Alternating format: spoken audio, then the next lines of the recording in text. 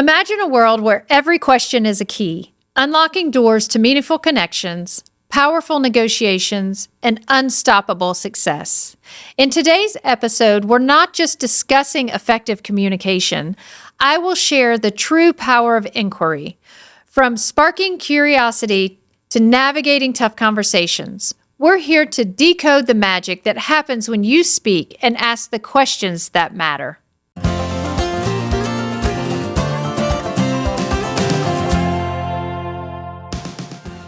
Hello, and welcome back to The Real Estate Woman, a podcast for women in the real estate industry who are passionate about expanding their careers through business development and leadership. I'm Debbie LaRiviere, owner of Monterre Coaching, a company that ascends top talent to new heights in the real estate industry, and that's exactly what I want for you. In my many years as a real estate agent, leader, and coach, it has consistently been instilled into me the power of asking great questions. I am typically light on my feet and can relate to most anyone. With that said, the thing that I may have taken for granted is taking the time to listen and ask better questions for clarity. Improving in this skill has allowed me to build rapport with others and saves time in helping them accomplish their real estate goal. It also lends itself to a deeper and more productive conversation. I would like to spend some time discussing the importance of how people internally define words they choose and the difference in using questions that start with what or how versus why. Annie Dukes, best-selling author of How to Decide, discusses an exercise on the weight a person gives on particular words.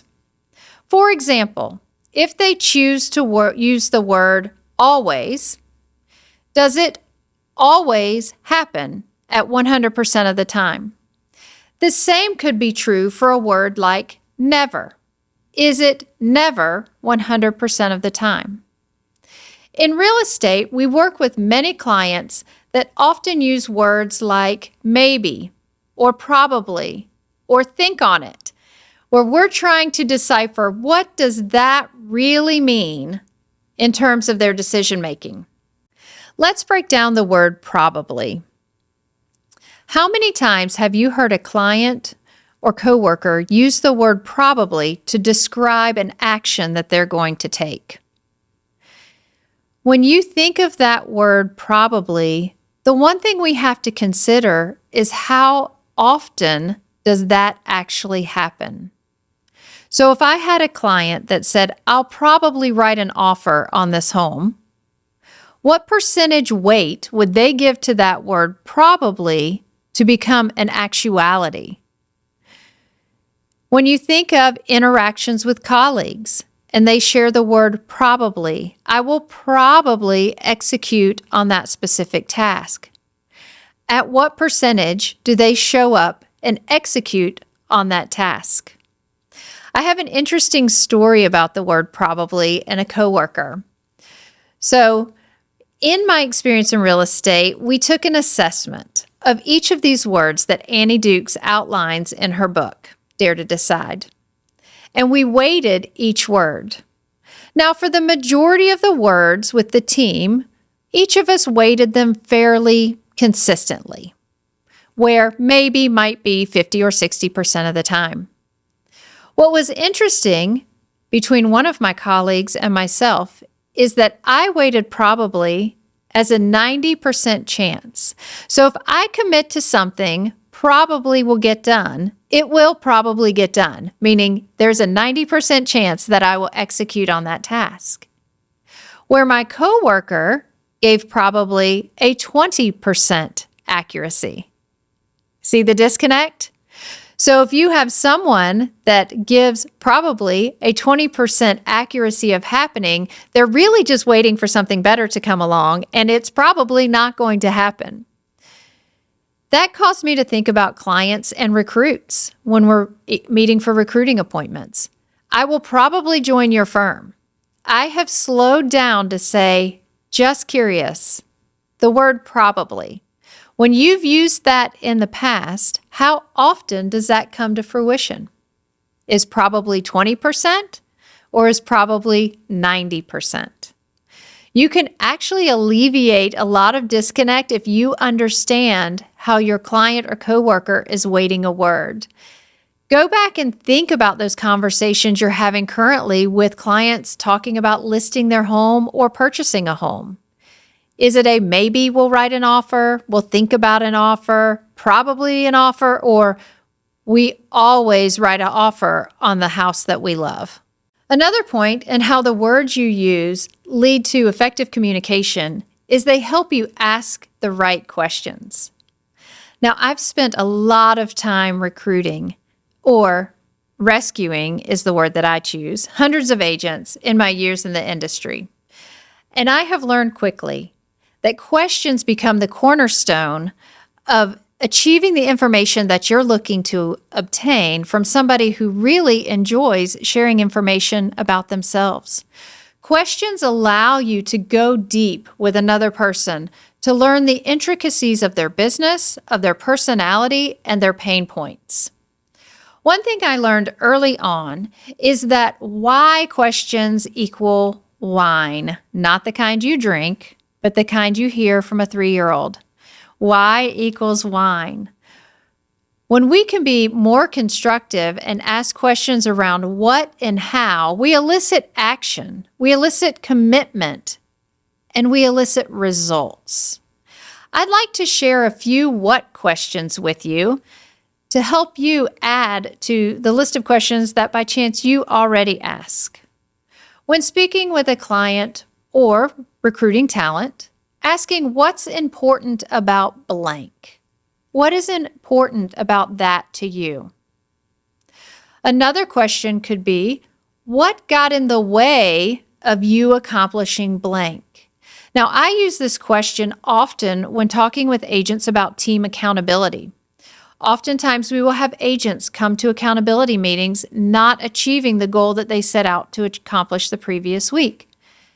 What got in the way of you accomplishing blank allows them the opportunity to explain perhaps where they have a gap in their scheduling or their knowledge base to accomplish the goal versus giving you a reason or all the reasons why they didn't accomplish something. Another question would be, what did you expect to gain and how will you do it differently next time? So if set out on a mission, there's always a finish line. We know there's a finish line. No one signs up for a 5K to keep running. They want to know where the finish line is. So what do we hope to gain? If it's lead generating for an hour, calling our database, is it to set 2 appointments? Is it to talk to 15 people? What is it that they expect to gain? If that accomplishment isn't met, how will they do it differently next time? An additional question. What impact do you want to have with that objective? Similar to results-driven questions, we're looking for, do they see the vision beyond the activity? Do they understand fully what is at the end of the road when they complete these activities? What is allowing you to give more power to blank person? As a woman, oftentimes we give power to other people in our worlds. We give them the opportunity to steal our energy. We give them the opportunity to come in and distract us from what we're looking at really accomplishing. And my question to you is, what are you doing? What is it that's allowing you to give that person power over your own definition of success and your own vision for your career? And then I have to ask, what are you sacrificing when you continue with the same work habits? There is always a sacrifice. There's always giving up something to do something else. So what is it that you're sacrificing by not going all in on your career? What is it that you're sacrificing by not holding to your calendar and following what you have on there that leads to ultimate success? My favorite question of all is, what stops you from saying no when you really don't want to say yes? I personally am a yes person. I will overcommit till the end of the world. And at the end of the day, it goes back to the sacrifice. By saying yes to something that I don't really want to say yes to, what else am I saying no to? What is the consequence from that decision? All of these questions allow for a reflective response versus a reactive response. Remember, whatever is in your brain doesn't necessarily mean it needs to come out of your mouth. And by asking what and how questions, you're leading the listener to answer accordingly. Effective communication starts with us. It's up to us to listen without emotion, ask strong questions, and understand the different interpretations of words to generate the results that we are looking to accomplish. Dig deep, practice your question asking, and go out there and win your next closing.